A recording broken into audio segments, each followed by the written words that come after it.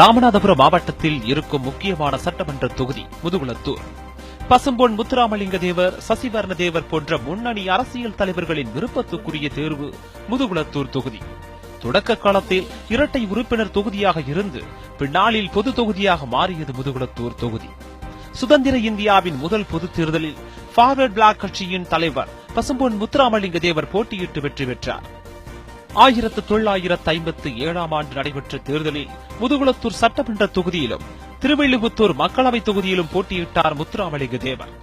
இரண்டிலும் வெற்றி பெற்ற அவர் முதுகுளத்தூர் எம்எல்ஏ பதவியை ராஜினாமா செய்தார். அதன் காரணமாக இடைத்தேர்தல் வந்தது. அது மிகப்பெரிய சாதிய கலவரத்துக்கு வித்திட்டது. முதுகுளத்தூர் இடைத்தேர்தலில் முத்துராமலிங்க தேவர் நிறுத்திய சசிவர்ண தேவர் வெற்றி பெற்றார்.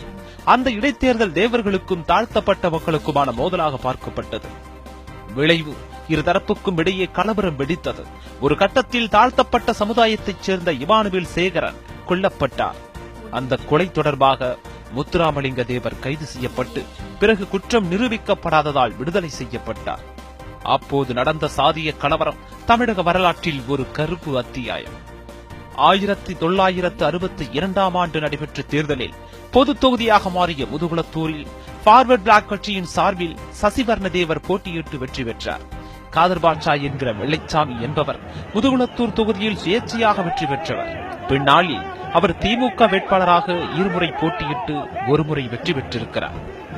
1991ஆம் ஆண்டு நடைபெற்ற தேர்தலில் பாட்டாளி மக்கள் கட்சி சார்பில் அந்த கட்சியின் இளைஞர் பிரிவு தலைவராக இருந்த ஜான் பாண்டியன் போட்டியிட்டார்.